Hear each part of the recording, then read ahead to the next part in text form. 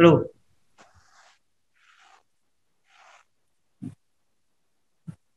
Ya, baik. Assalamualaikum warahmatullahi wabarakatuh. Perkenalkan, nama saya Rahman Ramadan Marditera, NPM 109.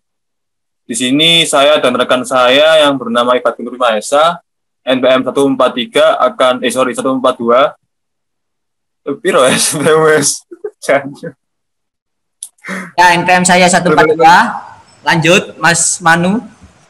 Ya, jadi di sini saya akan menjelaskan tentang yang pertama itu latar belakang dari praktikum ini atau laporan kita, dan juga akan saya jelaskan juga tentang studi kasus. Jadi yang pertama, apa sih Vensim itu? Vensim itu merupakan suatu perangkat permodalan visual yang membolehkan untuk melakukan konseptualisasi, dokumentasi, simulasi, analisis, serta optimasi model sistem dinamis. Vensim PLE atau Personal Learning Edition merupakan suatu konfigurasi dari Vensim yang dirancang sehingga penggunanya lebih mudah untuk mempelajari sistem dinamik. Vensim PLE menawarkan suatu cara yang sederhana dan fleksibel dalam membangun model simulasi dari diagram simpel kausal atau causal loop diagram, atau bisa kita sebut juga dengan diagram stok dan flow. Permasalahan yang kami hadapi dalam modul ini adalah bagaimana cara membuat sistem dengan menggunakan aplikasi. Pada modul ini dijelaskan mengenai penggunaan perangkat lunak Vensim dalam menyelesaikan masalah untuk mengidentifikasi permasalahan industri yang dapat disimpulkan secara dinamis. Permasalahan yang kita hadapi ini dalam modul ini adalah bagaimana cara mensimulasikan produksi motor metik di PT Rans Otomotif dengan menggunakan perangkat lunak Vensim. Di sini kami akan menyelesaikan permasalahan ini dengan menggunakan aplikasi atau software Vensim. Masalahnya adalah bagaimana cara mendefinisikan dan merancang model simulasi sistem dinamis pada suatu studi kasus produksi motor metik di PT Rans Otomotif menggunakan software Vensim. Itu tadi adalah rumusan masalahnya. Lalu selanjutnya akan saya jelaskan tentang studi kasus. Jadi deskripsinya adalah yang PT Rans Otomotif merupakan perusahaan di bidang perakitan motor metik yang menerapkan produksi make to stock dengan permintaan yang fluktuatif dan tak menentu. Dengan kemampuan yang dimiliki, perusahaan nggak setiap hanya dapat memenuhi permintaan dan kemudian menghasilkan order backlog. PT Rans Otomotif sendiri berusaha untuk memenuhi permintaan pelanggan dengan mengubah kapasitas produksi dengan memanfaatkan tenaga kerja yang dimiliki. Namun yang jadi masalah dalam perusahaan ini adalah banyaknya variabel dalam sistem yang terlibat dalam perencanaan kapasitas produksi. Dengan adanya interaksi antar variabel ini di dalam sistem, maka langkah awal untuk menyelesaikan permasalahan ini adalah diusulkannya untuk membuat model dan simulasi sistem yang dinamis. Dan juga berdasarkan masalah di atas, maka dibuatlah model simulasi causal loop diagram dengan sasaran utamanya. Yang pertama itu untuk mengidentifikasi variabel-variabel yang terlibat dalam sistem produksi. Lalu yang kedua untuk mengungkapkan kejadian hubungan sebab akibat atau causal relationship dari variabel-variabel sistem ke dalam bahasa gambar, di mana gambar yang ditampilkan adalah panah-panah yang saling terkait atau satu sama lain. Untuk mengetahui arah hubungan antar variabel, itu tadi yang terakhir.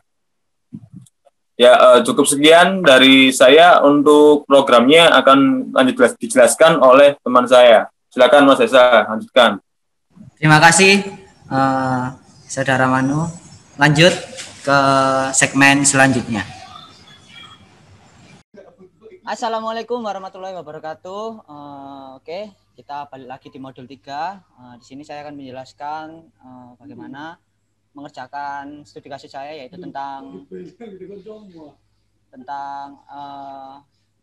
persediaan atau aspek-aspek juga dari studi kasus yang bakal kita simulasikan ke aplikasi Pensim ini.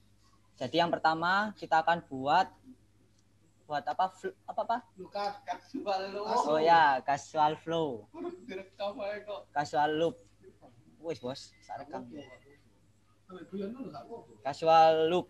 Jadi yang bunder-bunder itu loh, yang biasanya yang kalian lihat di YouTube. Nah di sini sebenarnya aku udah menyiapkan lembar kerjanya yang udah jadi, tapi bakal aku kasih tahu tutorialnya bagaimana caranya pakai yang kayak gini nih. Oke, yang pertama kita buat lembar kerja dulu di new model. Nah, new model ini initial time-nya itu kalian bisa pakai tahun atau juga bulan. Kalau saya pakai tahun, jadi per 5 tahun. Jadi sampai 2025. Nah, untuk uniform time ini terserah kalian. Kalau aku kan udah bilang tadi bisa pakai hari, minggu. Kalau bulan itu bulan keberapa? Itu initial time-nya itu biasanya bulan ke-1 sampai bulan ke-12 itu pakai. Kalau kan 2020 ini kita pakai years. Oke. Oke, setelah udah diklik, lalu kita kalau pakai apa? Casual loop ya? Apa? Ya, casual loop. Casual loop itu kita pakai variabel. Jadi variabel ini kita isi karena studi kasus saya ini tentang produksi sepeda motor. Kita tulis ya, produksi motor matic. Setelah itu kita enter. Oke, kalau ini move ini untuk merubah variabelnya, geser-geser. Lalu variabelnya kita isi juga, ada banyak ya yang mempengaruhi produksi motor matic. Itu ada apa aja sih? Kita bisa pakai bahan baku motor matic, lalu ada tingkat permintaan motor matic, lalu juga ada luas pabrik, ada kapasitas produksi,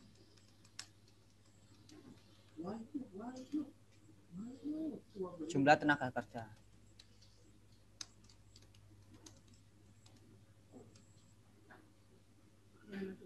Terus ada daerah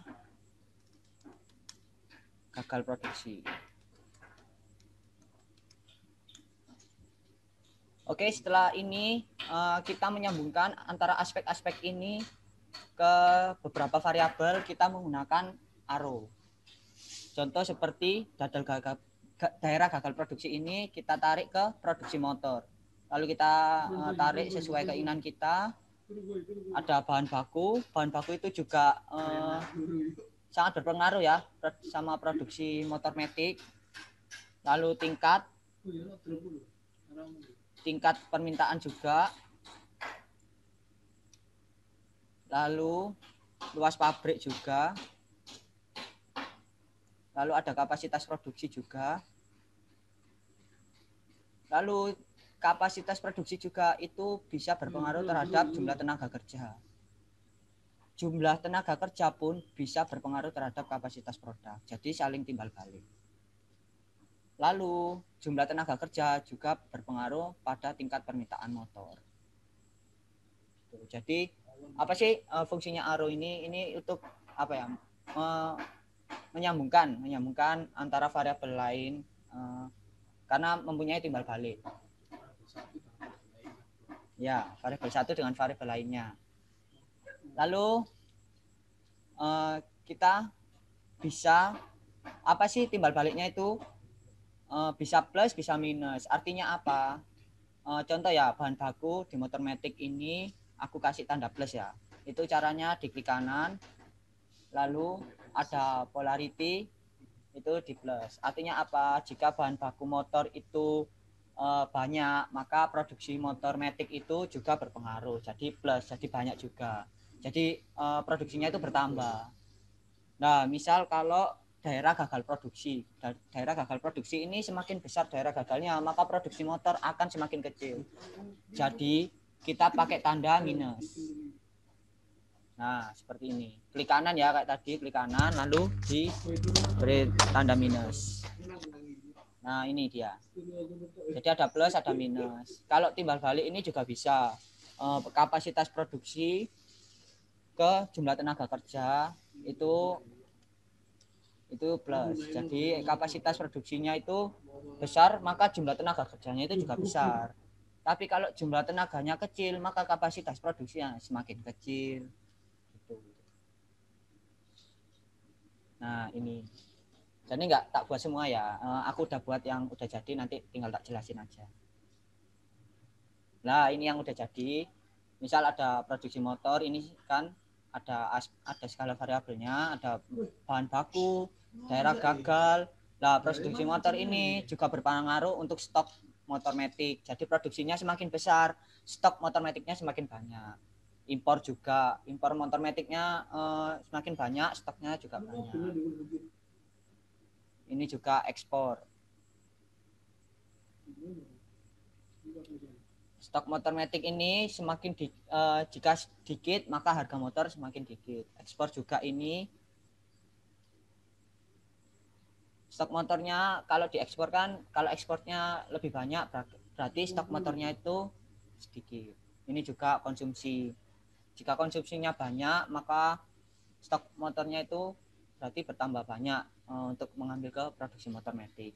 Ada banyak ya variabelnya, ada luas bahan, kapasitas, jumlah tenaga kerja, impor, ekspor, harga motor matic, dan konsumsi penggunaan motor matic. Oke, itulah sekian untuk kasus loop-nya yang sudah saya jelaskan dengan studi kasus produksi motor matic. Nanti kita bakal lanjut di segmen selanjutnya, yaitu penjelasan tentang apa? Stock flow ya. Stock flow. Oke.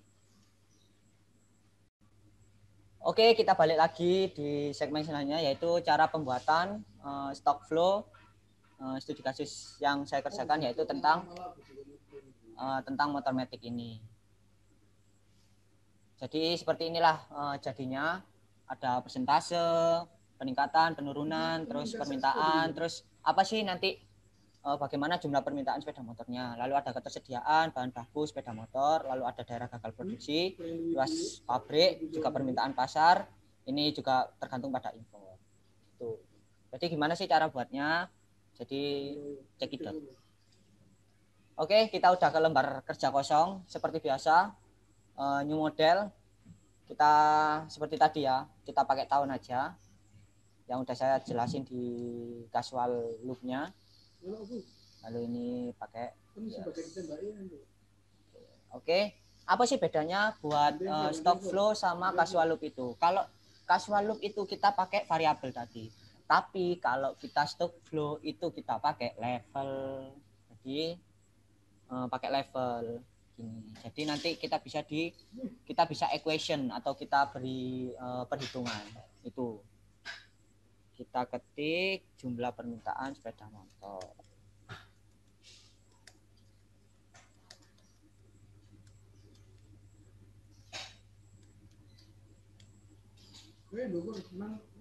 Ini agak besarin dikit ya biar kelihatan.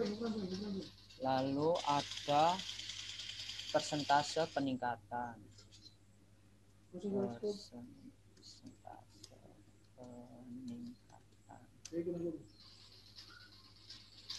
Lalu ada persentase penurunan.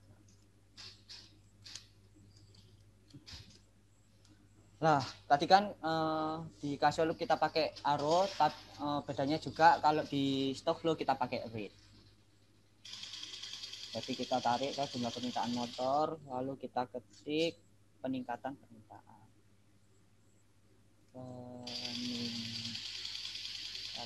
Permintaan. Maaf ya kalau suaranya ada tembakan, karena di sini ada teman saya Mas Jadi sama Mas Prem lagi main PUBG di rumah saya, maaf ya. Oke, lalu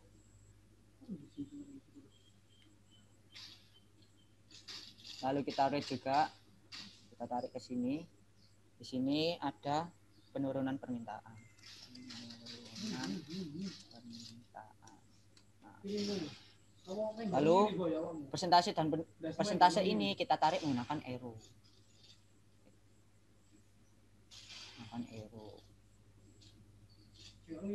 Maaf, geser lagi.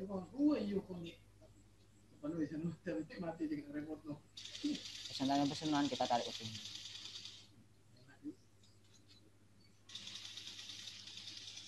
Lalu di sini juga ada, ketersediaan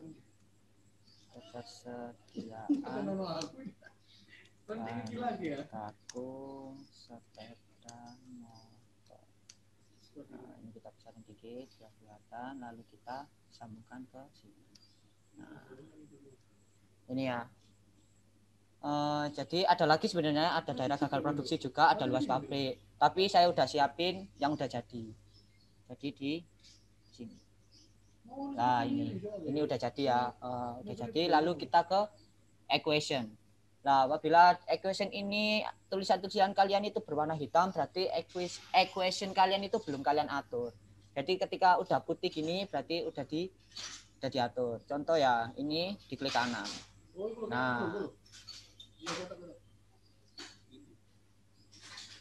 Nah, diklik ini 0,4, lalu pakai persen, grupnya aplikasi stock flow, tipenya konstan. Kalau yang di atas itu pakai konstan. Kalau di penurunan permintaan ini pakai auxiliary, unitnya pakai unit. Unit ini satuan. Jadi pakai satuan. Pakai satuan ya. Satuannya itu beda-beda kalau tiap studi kasus. Kalau kan aku sepeda motor atau motor metik itu pakai unit. Lalu di sini juga, di sini juga ada rumus-rumusnya. Misal peningkatan permintaan dikurangi penurunan permintaan. Initial value-nya itu 2000. Kita pakai tipe level, lalu unit ini satuannya kita pakai unit. Lalu di sini juga ini contohnya. Lalu ini juga ya, misal kalau kalian di atas jumlah permintaan itu kalian pakai unit, yang bawah juga pakai unit. Satuannya itu harus sama. Kalau nggak sama nanti di hasil ini itu beda. Jadi bisa dikatakan seperti itu. Lalu setelah ini kita simulate. Nah, setelah itu kita bisa tahu hasil-hasilnya. Maaf. Kita bisa tahu hasil-hasilnya, misal jumlah permintaan sepeda motor dan kesediaan bahan baku. Kita lihat di grafiknya. Nah, ini. Kalau merah ini ketersediaan bahan baku, birunya itu jumlah permintaan. Jadi semakin tinggi, itu pun juga semakin tinggi. Lalu misal kita ingin lihat hasil selanjutnya, hasil seluruhnya kita bisa blok semua, lalu kita ketik graph. Ini grafiknya. Jadi seperti yang saya katakan tadi, biar seragam ya. Lalu ada tabel di sini, di sini perhitungannya. Oh kan temenan, rem tok kayak main gue. Oke, sekian dari saya dan Rahmanu sudah menjelaskan tentang modul 3 ini. Sekian dari saya dan juga Manu. Assalamualaikum warahmatullahi wabarakatuh.